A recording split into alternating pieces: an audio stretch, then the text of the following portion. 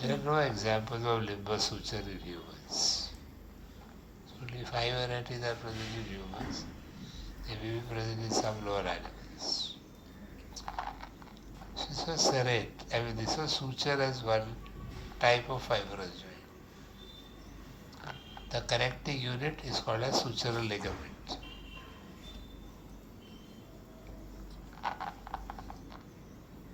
Another type of fibrous union between two bones is called as syndesmosis.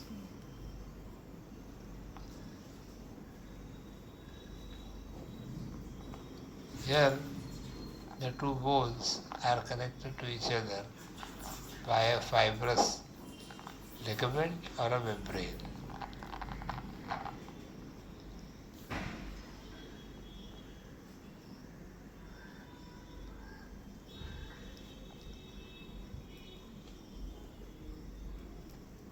So you will ask, what is the difference between sutural membrane or a ligament or intraosseous membrane? Structurally they are similar, they are fibrous tissue, but functionally they are different.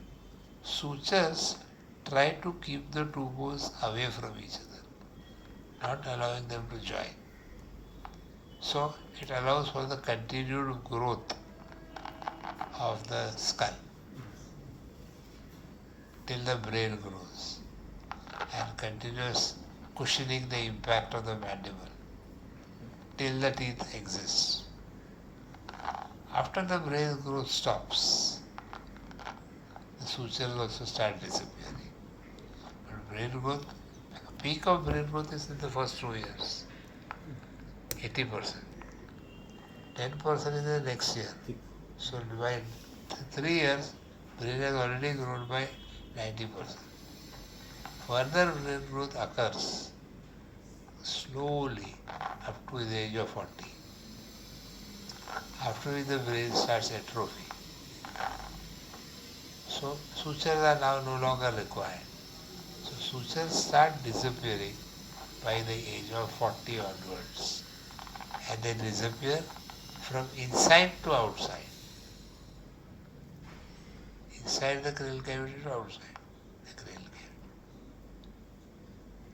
So by looking at the sutures, you can predict approximately the age. If the sutures are open completely, that means less than 40 years. If the sutures have disappeared from inside but open outside, beyond 40, just beyond 40. After a few more in the old age, sutures will completely close up. The sutures can also become synostosis. But this is an old age change. Facial sutures, which we said primarily designed for powerful masticatory forces, if there is no teeth, facial sutures will disappear. No teeth means around the age of 70 or so. After which the teeth is not powerful enough or may not have teeth at all, or at least not powerful enough to cause fracture. So beyond the age of 70 or so, facial sutures start disappearing. They also become synostosis. So these are all, sutures are examples where the bones are being kept separate. Syndesmosis, in contrast, holds the two bones together so that they don't splay out. Typical example would be middle radioulnar, middle and inferior tibiofibular. These are membranes and ligaments holding the forearm and the leg bones together. Middle radioulnar, which is joined with radius and ulna. Middle tibiofibular, inferior tibiofibular.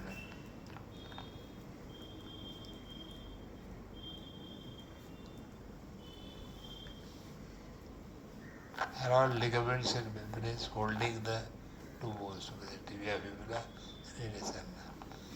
Typically, anything which holds two bones together by a ligament can be called as syndesmosis, holding the two bones together.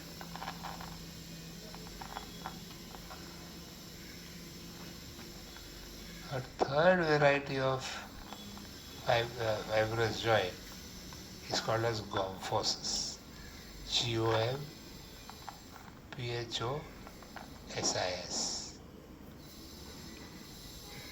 Here, the ligament connects the bone with the cementum. Bone is connected by ligament to cementum. Cementum is a covering of the lower part of the teeth.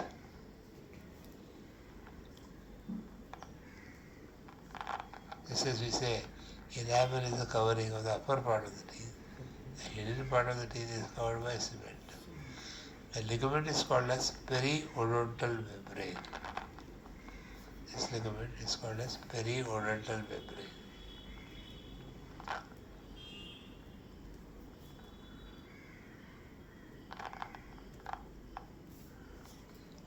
There are 52 examples of gomphosis. 20 gomphosis of deciduous teeth and 32 gomphosis of adult teeth.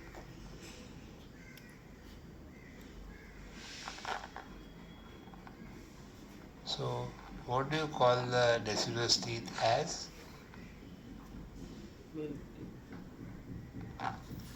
Middle incisor, lateral incisor, canine, first molar, second molar.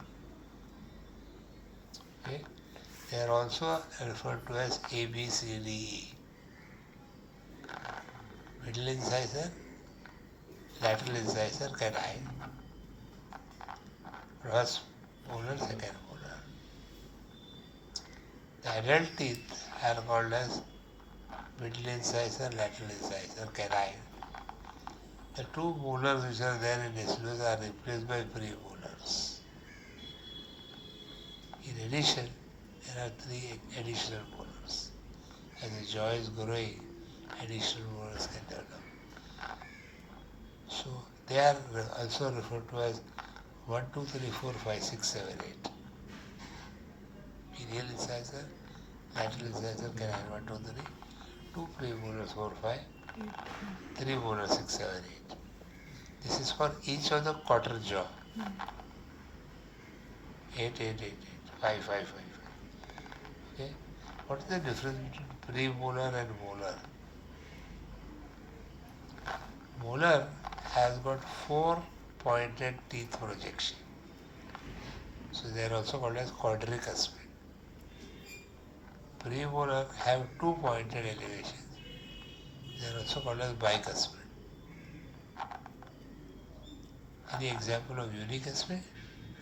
Canine. So canine is unicuspid. Is it clear? Canine, bicuspid, unicuspid, bicuspid, quadricuspid. That means the teeth behind the canines in the deciduous one are quadricuspid, therefore they are called molars. However, they are going to be replaced by bicuspids, which are called premolars. And so the joint between the bone, either maxilla or mandible, with the teeth is called gomphosis. So these are the examples of fibrous joint. None of them are designed primarily for movement. None of them. The second type of joint is primary cartilaginous joint. Although some people classify cartilaginous joint as primary and secondary, primary cartilaginous and secondary cartilaginous are as different as chalk and cheese. Only common thing is that there are cartilage in between, but they are completely functionally, structurally, totally apart. So primary cartilaginous joint, also called as synchondrosis, Here the skeletal units are connected to each other by hyaline cartilage.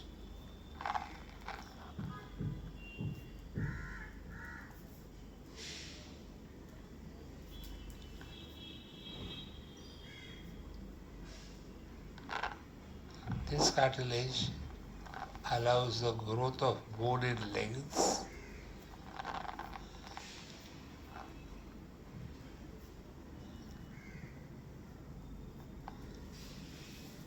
The classical example is epiphysio-diaphyseal joint. The joint where the two bones are connected by a growth plate or hyaline cartilage. That's the example of an epiphyseal and diaphyseal. The ends and the shaft are connected by hyaline cartilage, which allows the bone to grow in length.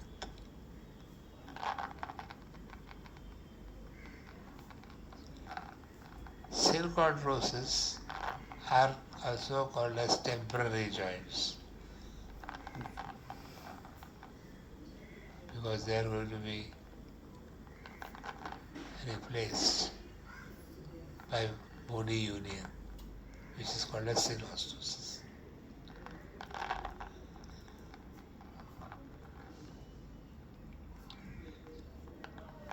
But just now we said, even sutures as an old age change can get synostosis.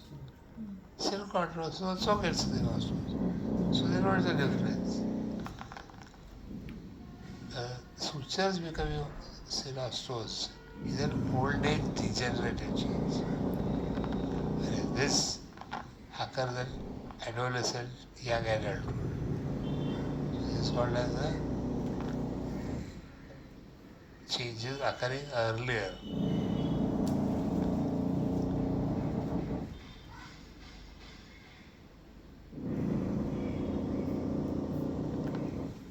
So synostosis occurs before 22 years of age.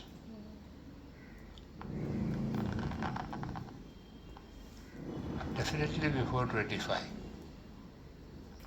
So that's the prime youth. So it cannot be, whatever things occur at this time cannot be called as degenerative change. The prime youth is called as 22 years. After that you start getting old.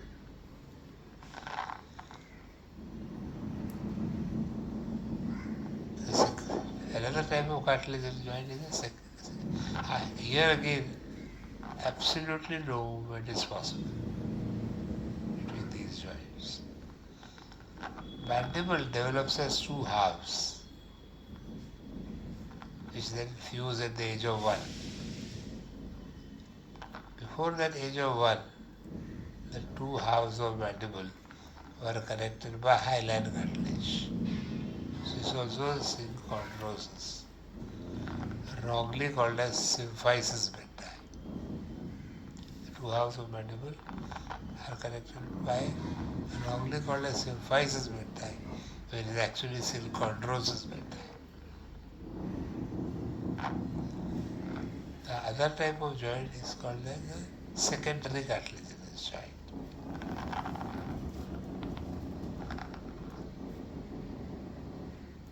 Here, the two bones are connected by fibrocartilage.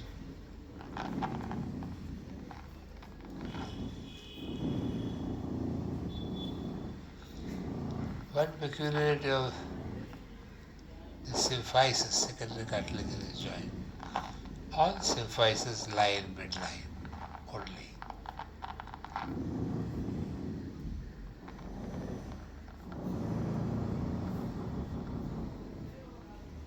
That does not mean all joints in the midline are symphysis, but all symphysis are in the midline.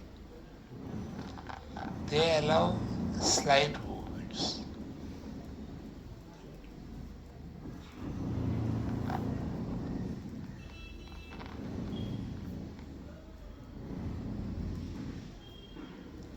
classical example would be pubic symphysis, the joint between the two pubic bones. Manubriocerebral symphysis, between the handle of the sternum and the body of the sternum. Manubriocerebral symphysis.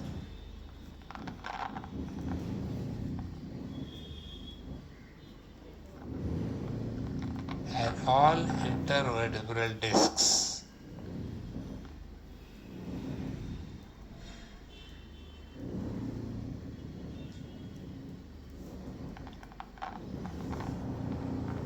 Pubic symphysis normally does not allow much movement, but there is significant movement during childbirth, parturition.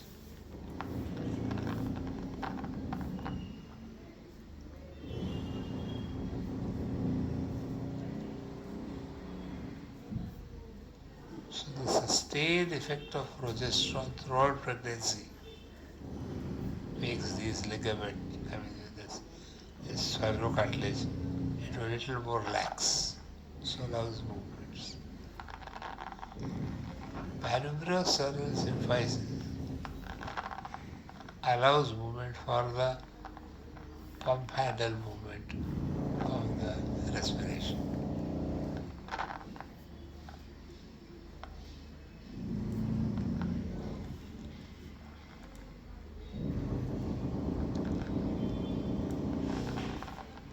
A question is often asked, is the manubrium and the body of the sternum are nearly in one line with each other, but there is a small angulation.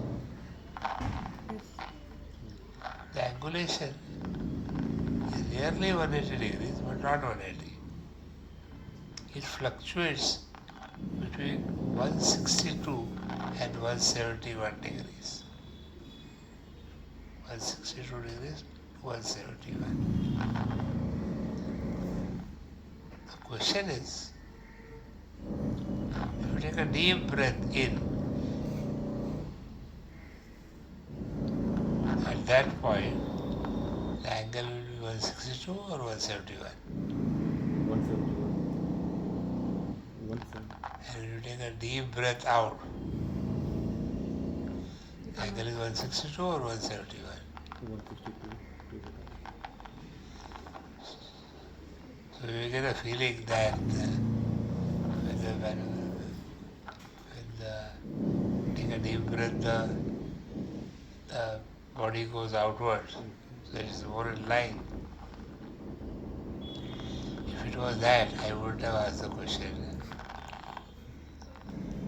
When you take a deep breath in, the angle becomes 162. Why?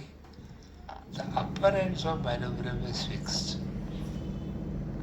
Upper end of manubrium is fixed because the first costal cartilage forming a joint with mandible is a cell called drossus.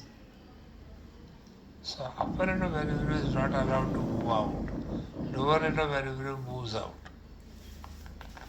And the body of sternum is vertical. The angle has decreased. The lower end of manubrium goes out and the body remains vertical, the angle is reduced to 162. When you breathe out, the lower end of manubrium moves back and the body of sternum continues to remain vertical. So it's closer to 180 degree, 171. So that is what is people miss out, that upper end of manubrium is fixed. That should not be missed out. Then you can easily really notice the angle. As a degenerative old age change, this symphysis can also disappear, manubriocerebral symphysis, in which case the pump handle movement is lost. There are also joints between the ribs and the sternum, which are responsible, especially the lower ribs, which are responsible for the pocket handle movement. But those joints also disappear, become bony as an old age regenerates. pump handle movement is lost, bucket handle movement is lost, how will the person breathe? Diaphragm. Diaphragm is the chief inspirator. Diaphragm is an inspirator throughout life, except probably near the end of the pregnancy, when the fetus has risen up and has reached the diaphragm. Now the diaphragm can't descend. But except for that period, the rest all the time, diaphragm is the chief inspirator. In fact, in yoga, you are taught to breathe with the help of diaphragm, not the intercostal muscle with the ribs. Normally, when you take a deep breath in, does the abdomen protrude out or go in? Protrude out. See, there are two ways. You can breathe this way, abdomen is protruded out, or you can breathe this way. Just It's gone in. Yes. under.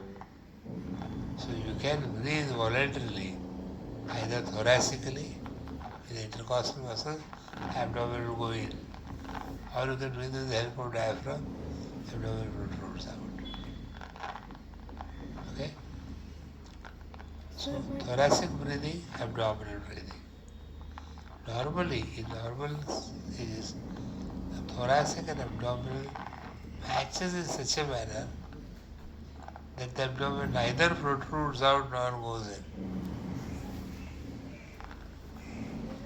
Classical balance between thoracic and abdominal. Even though in males there is usually more abdominal breathing, and female there is slightly more thoracic breathing. So male breathing is called as abdominothoracic, female breathing is called thoraco-abdominal. Although we should practice to breathe abdominally more, because diaphragm is the chief inspirator. It has been designed only for that. Also, in a newborn child, ribs are horizontal. So you can't elevate the ribs any further for the rib movements. The newborn child breathes only with the help of diaphragm. And in old age, because the ribs are united and the hypoglossal joint is also disappeared, you are forced to breathe diaphragmatically. That's why old age is called as secondary childhood.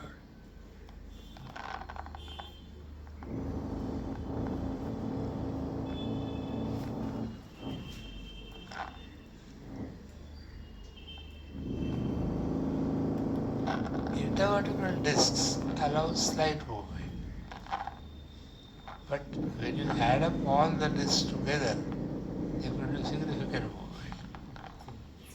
Okay? Individually, the two joints allow only 2 to 3 degrees. When you add those 26 vertebrae which are mobile, they will add up to a large degree.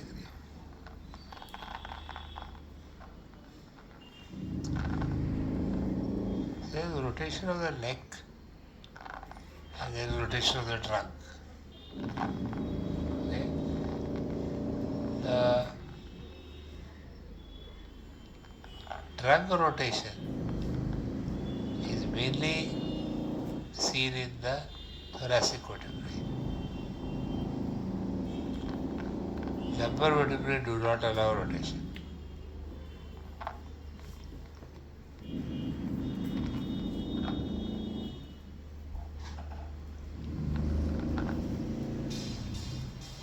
When I use the sentence, lumbar vertebrae do not allow movements, one student came with a textbook and says, "Sir, it is written here, lumbar vertebrae allows little movement, little rotation." So I told him, in English, when you use the word little, it means no. And when you want to mean little, you have to use the word a little. Lumbar vertebrae allows a little rotation, which it allows small degree. When I say lumbar vertebrae allows little rotation, no rotation at all. Like when we say eggless cake, we don't refer to less egg, No way. no egg at all. So, little rotation versus a little.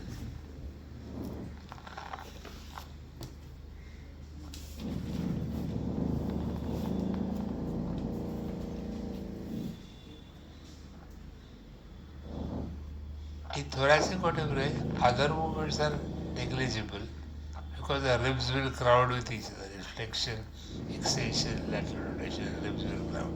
So flexion, extension, and lateral flexion are done at lumbar vertebrae. Rotation is done primarily at thoracic vertebrae.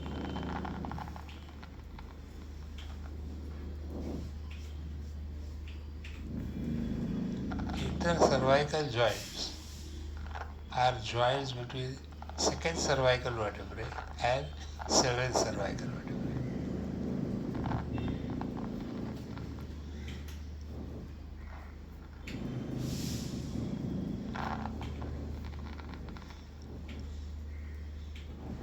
And joints between second cervical vertebrae, first cervical vertebrae and base skull are called as craniovertebral joints. C2, C1 and base skull is called as craniovertebral joints. So you can argue and say that base skull and first cervical vertebrae is fine, craniovertebral. But joint between C1 and C2 is between cervical vertebrae 1 and 2. How can you call it as craniovertebral? It's because this joint between the base skull and first cervical vertebrae, which is also called as atlanto-occipital joint. Atlas is the name of the first cervical vertebrae, whose adjective form is atlanto. Atlanto-occipital joint allows 5 degree of flexion, allows 5 degree of lateral flexion, but allows 0 rotation.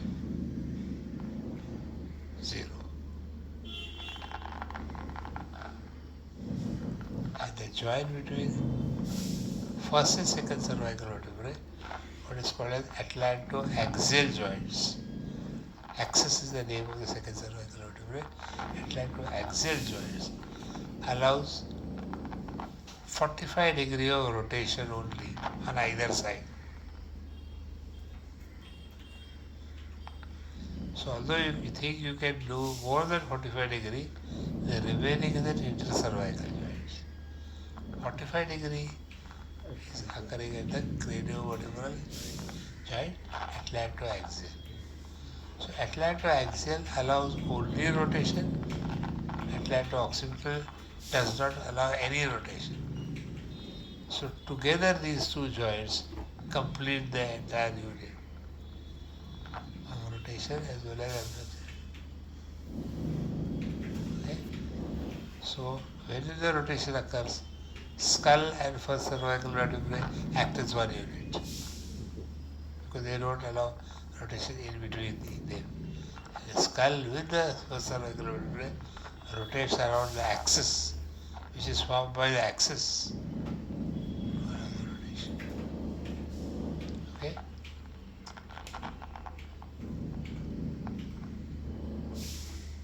The thoracic vertebrae we said allows mainly rotation. And the lumbar vertebrae does not allow any rotation. So the joint between 12th thoracic vertebrae and first lumbar vertebrae is a critical joint because above that rotation is possible, below that no rotation is possible. That's why 12th thoracic vertebrae is a critical vertebrae which allows joint above, not below. That's why in forceful rotatory movements, 12th thoracic vertebrae is likely to get fractured because upper part of the trunk moves, lower part does not allow it to move. 12th is trapped. Right.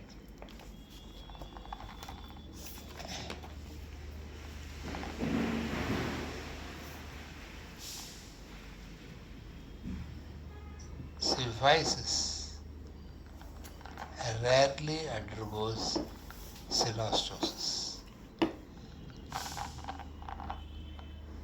Again we said that the rib cage and the sternum etc. do get synostosis, but that's again a degenerative old age change. It's not a young adult change. There is a condition where the intervertebral discs fuse with each other and the entire vertebral column becomes one unit. Do not allow any movements. That condition is called as ankylosing spondylitis. ANKYLOSING, ankylosing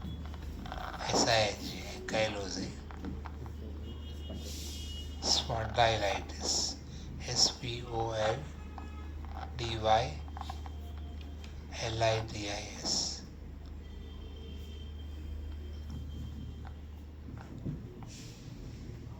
Ankylose means fusion. SPONDYL, spondyle, means vertebrae.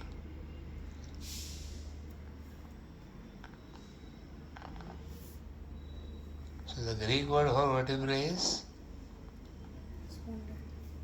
spondyle, because it is a Greek suffix. What is the Latin word for vertebrae? Vertebrae is the Latin word. Vertebrae means to rotate. And what is the English word for vertebrae? Spine. Spine. So spine, vertebrae, spondyle. Spondyle.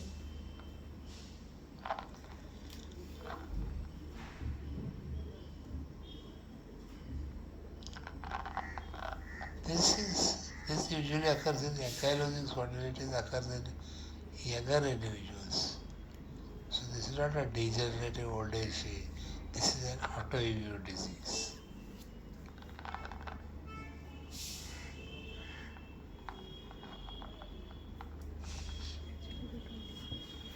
The next type of joint is synovial joints.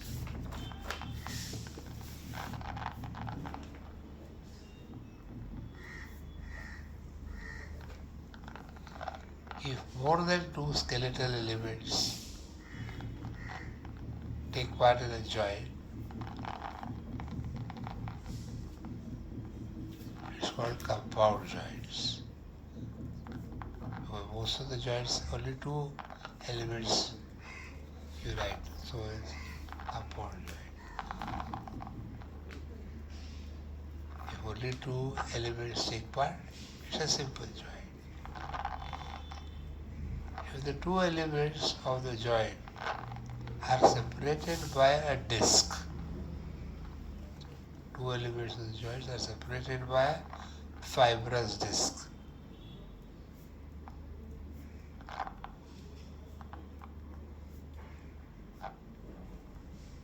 The joint is called as complex. This fibrous disc, if complete, is called as articular disc.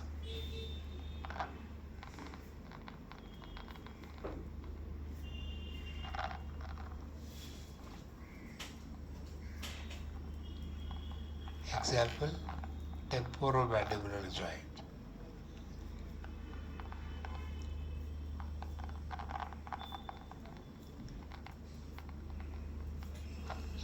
Between the mandible and temporal bone there is a complete fibrous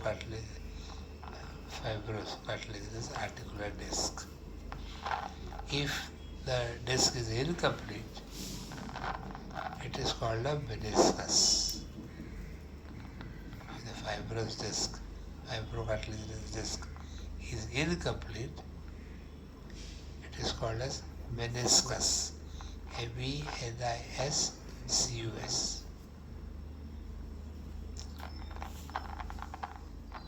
Meniscus means the two joint cavities half. The fluid communicates with each other because the disc is incomplete. So there is a upper space, lower space, but they freely communicate with each other. Meniscus. Example is knee joint.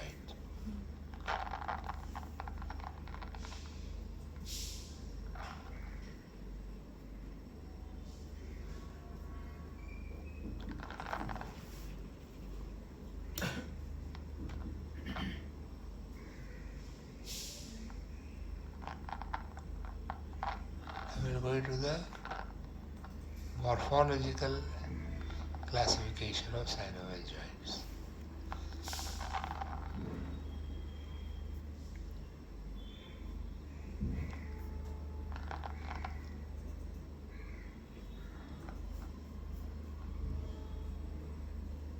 Joints that allow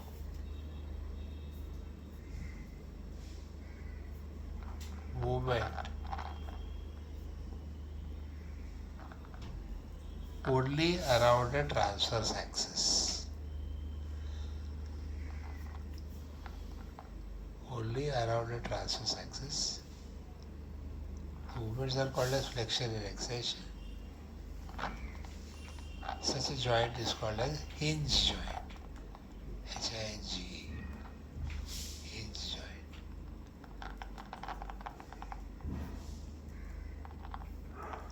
Example is elbow joint.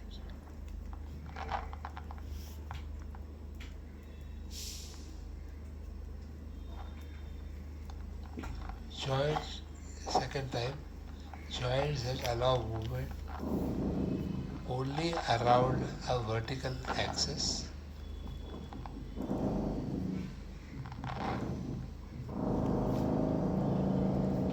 The movement is called as rotation.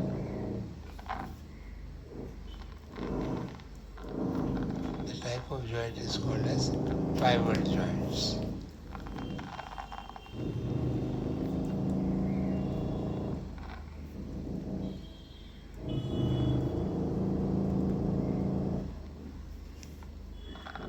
Pivot joints, there is an axis around which the other bone rotates. The other bone usually shows a ring-like structure. So it is a ring which rotates around the axis. Sometimes the axis rotates within the ring. Okay? Either the ring rotates along an axis or the axis rotates within the ring. 3 examples: superior radioulnar joint, inferior radioulnar joint, and atlantoaxial joints.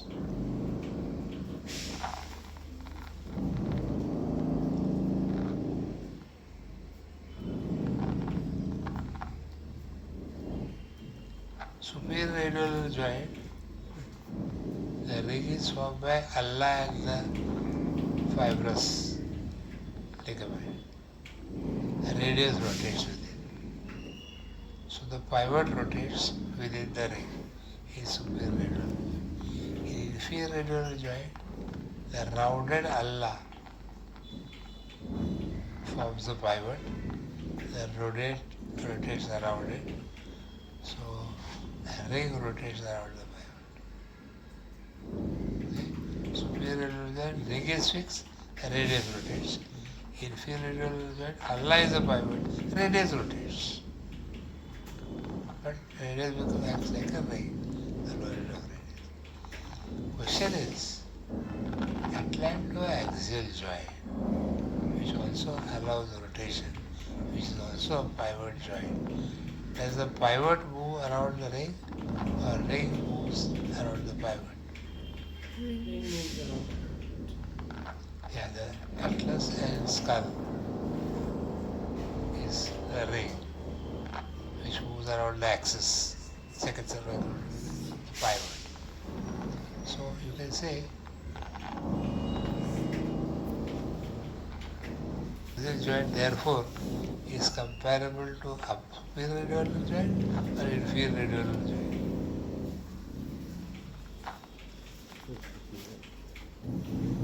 Superior. Superior, the ring is fixed. The ring Huh? Superior, the ring is fixed. In atlantoaxial joint, axis is fixed. The ring rotates. of an inferior. So it is comparable to inferior radial joint. As a rare occasion, when you are hung, the head is fixed and the neck rotates and the body rotates. Then it is comparable to the superior radial.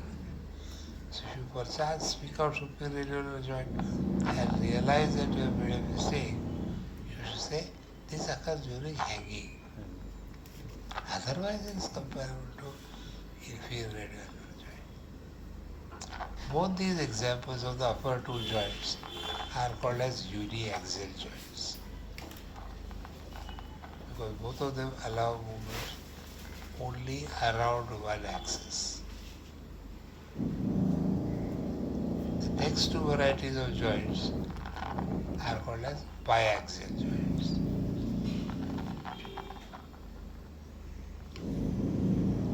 Of which the first type allows movement around a transverse axis and anteroposterior axis.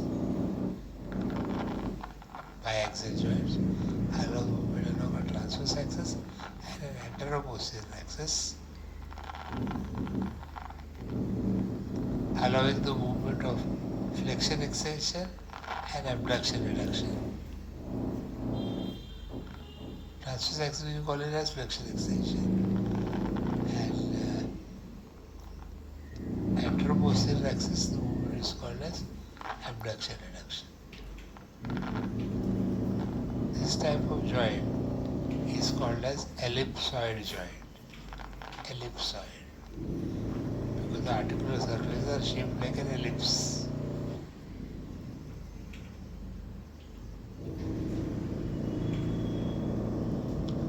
They are also called as condyloid joints.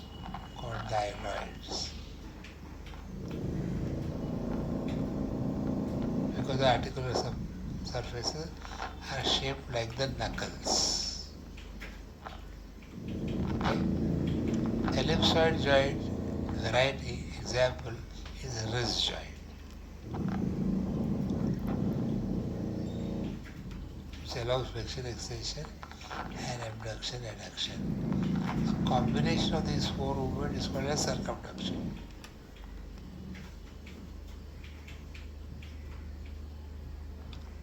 The other example of this joint is the knuckles themselves. Second, third, fourth, fifth metacarpophalangeal joint. Second, third, fourth, fifth metacarpophalangeal joint. And yet another example is atlanto-occipital joints.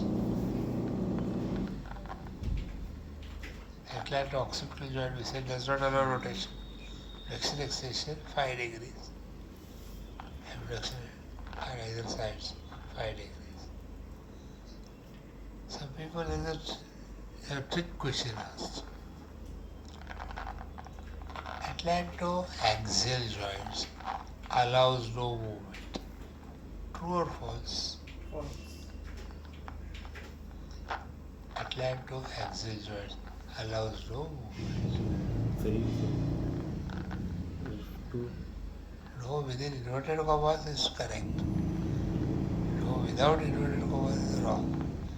If it says allows no movement, false. Allows no movement.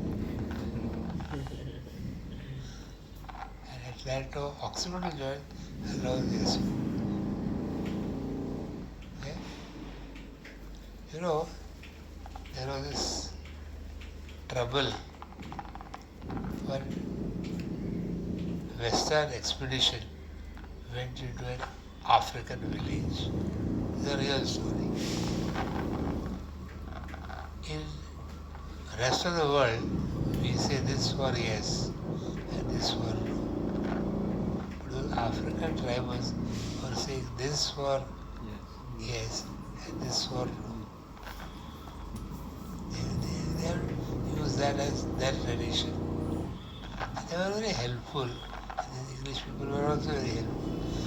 But they couldn't communicate with each other because the language was different. So by symbols and signs, etc., there was a lot of confusion.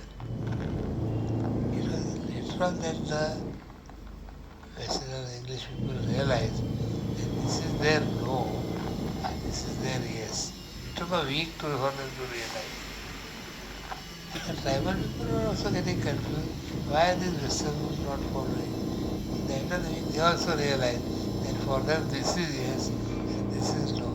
So that the English people were trying to communicate with them in their tradition, and they were trying to copy this tradition, and there was still a lot of confusion. What happened after that, I don't know. And so this is this tradition, and we say this is yes and this is no. Always means the other way around.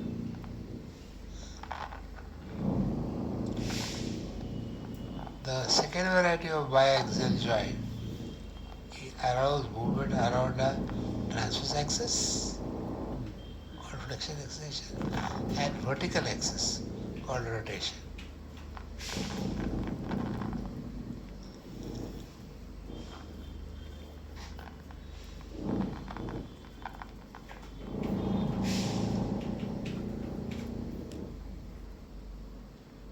There are only two examples in this variety. One is the joint between femur and tibia, knee joint. The other is the temporomandibular joint.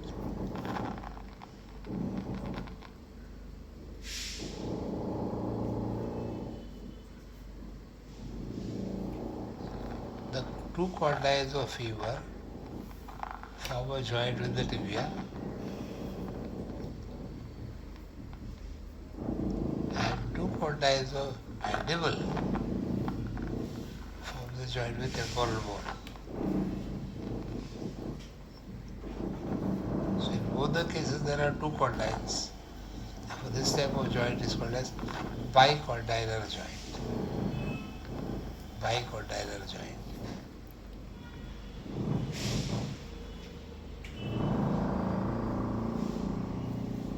How many temporomandibular joints are there? One or two? Two. One. Can you move one temporomandibular joint without the other moving? You can say functionally they are one. Structurally they are two. So when we are talking about movements, we want the functional joints.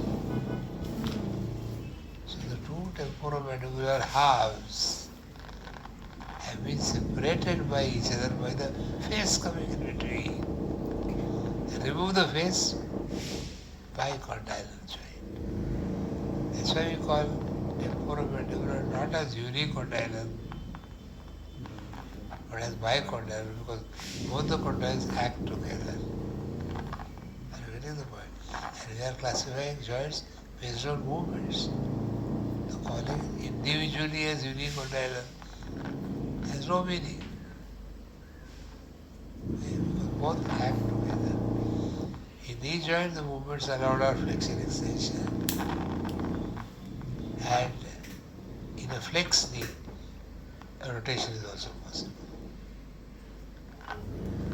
In an extended knee, the rotation occurs at hip joint, but in a flexed knee, the movement occurs at the knee joint. Okay? So, temporomandibular joint also allows flexion extension around a transverse axis, but the name is elevation depression. It's a label change. Elevation depression.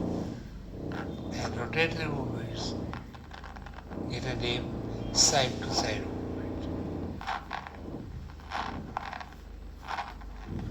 Okay?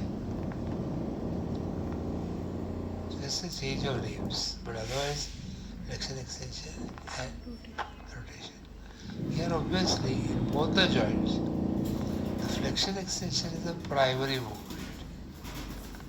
Rotation is a restricted secondary movement. That is why Gray's anatomy calls the bicondylar joints as largely uniaxial. Largely uniaxial around transverse axis. But small degree of rotation is definitely possible, making it biaxial. The next two varieties of joints allows movement along all the three dimensions. She says got 3 degrees of freedom.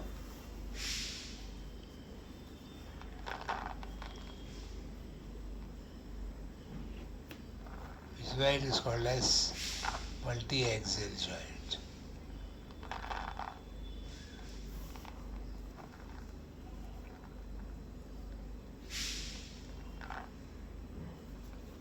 Is it multi-axial or polyaxial? Or both mean the same? Only multi both same. Multi has both been same. Poly is Greek, multi is Latin, axis is Latin. So multi-axial is the correct term. Polyaxial are for those who don't understand Greek and Latin. They say Greek and Latin same. Multi-axial joint. These joints will allow movement around transverse axis, flexion extension. They will allow movement along anteroposterior axis, that is abduction reduction. They will also allow movement around the vertical axis, rotation.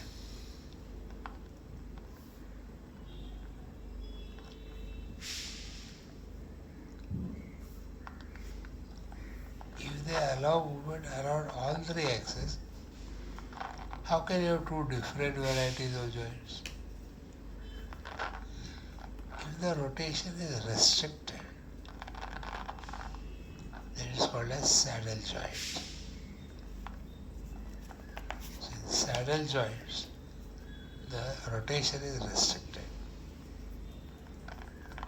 If the rotation is free, then it is called as ball and socket joint.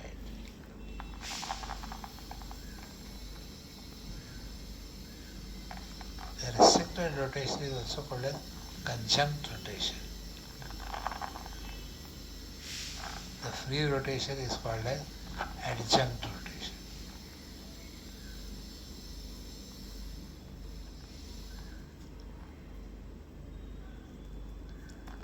Conjunct and adjunct. Con means together. So together with some other movement rotation occurs.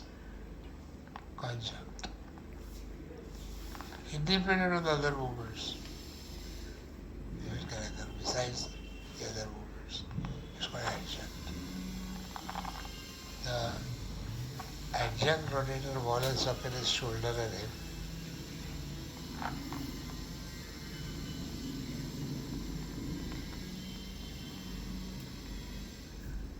And conjunct rotation is a rotation of first metacarpal and carpal. First carpo-metacarpal joint.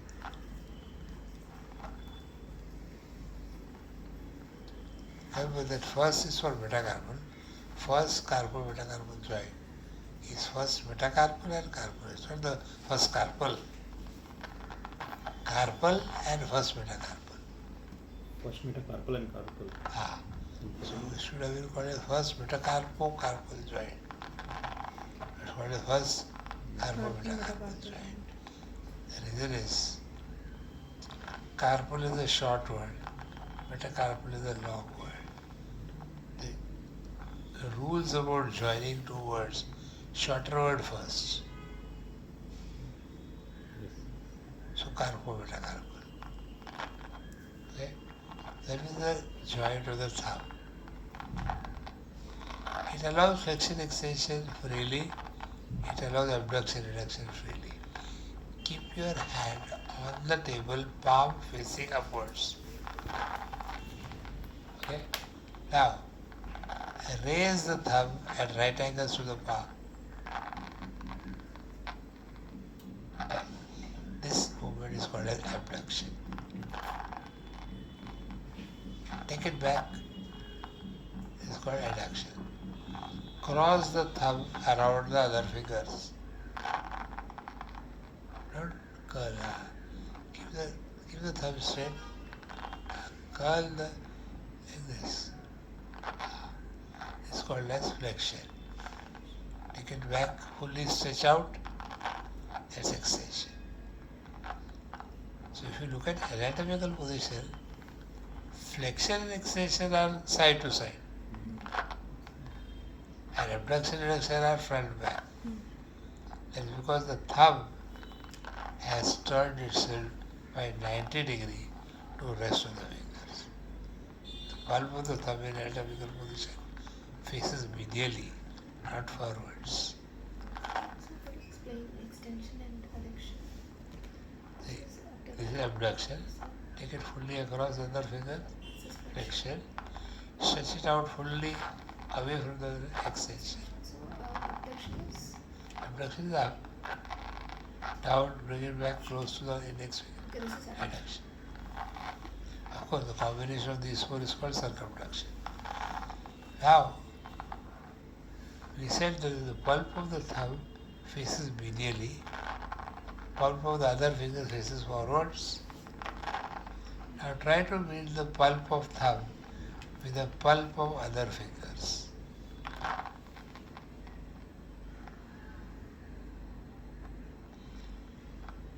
This movement means the pulp are now facing the pulp.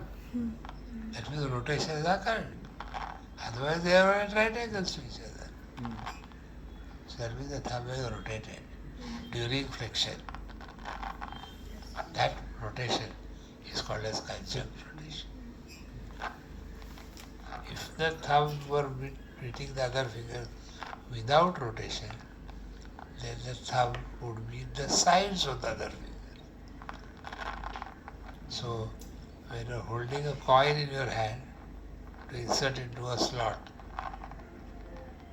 you are holding the coin by the thumb and the side of the index finger. Or when you are holding a pen, thumb and index finger hold, middle finger is merely supporting them sides. So these are a little tricky movements when you are holding a card in your hand. Card. Thumb with side of index finger. When you are holding a cigarette in your hand, it is side of index finger and middle finger. These are different types of grips. But thumb can flex without rotating, thumb can flex with rotation. When thumb can flex with rotation, the movement is called as opposition. Yes. Otherwise flexion. So flexion with medial rotation is called opposition. Extension with lateral rotation is called as a reposition.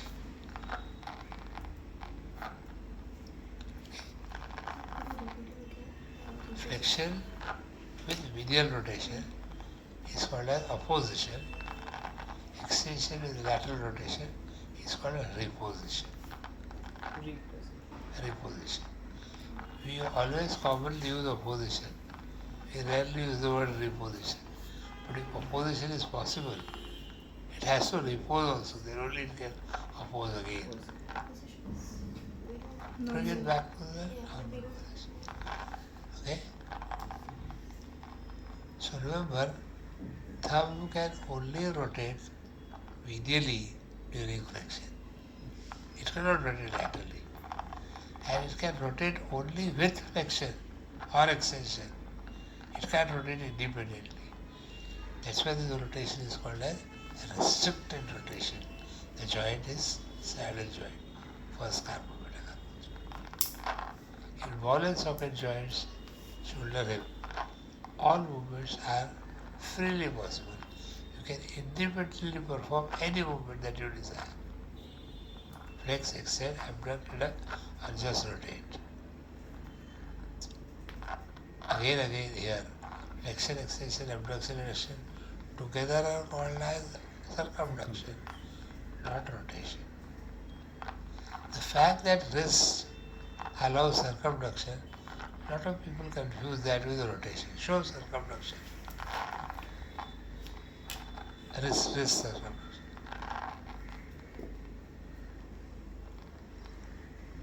If you allow only the wrist to move, the palm will keep facing the same direction. If the palm turns its face, your movement is a radial nerve joint. So when you hold the diya in your hand and rotate, that circumduction, where the palm faces above only. The palm were to rotate, that rotation cannot occur at the wrist, it's occurring at radial nerve. Are you getting the point?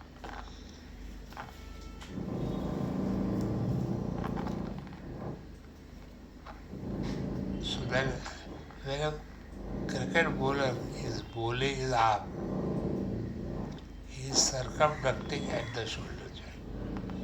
Extension, followed by abduction, followed by flexion, followed by adduction. And the junction between abduction and flexion is hurling the ball.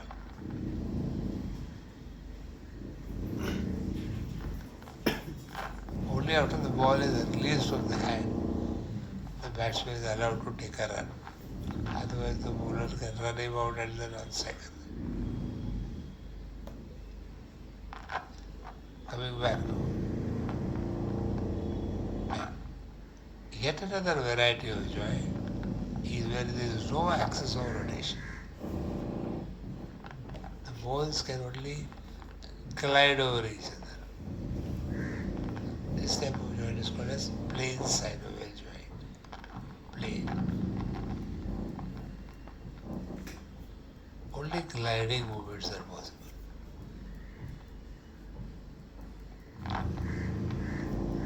Example would be the joints between the carpals and the joints between the tarsals.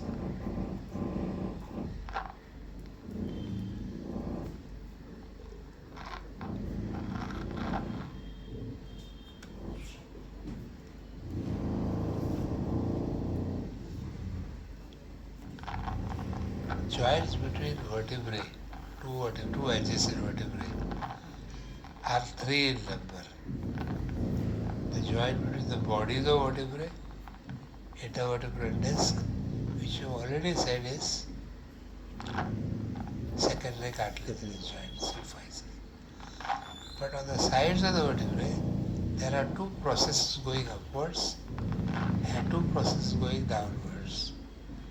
They form a joint. These processes form a joint with the upper vertebrae and the lower vertebrae. They are plane synovial joints. The projection upwards are called as articular process. The projection downward is called articular process. But the parts which form a joint are called as articular facets. Superior articular facets of the lower vertebra form the joint with the inferior articular facet of the upper vertebra. These facetal joints are plane synovial. The only facetal joint which is not plane synovial is a joint between atlas and axis, which we just said that rotatory movements are possible. No other movements. It's a pivot joint. All other joints which form a joint with each other are facets, which are plane synovial.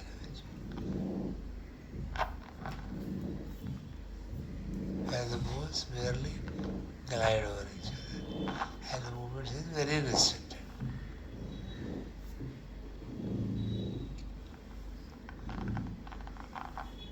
With that we come to the end of joints discussion. We'll take a pause.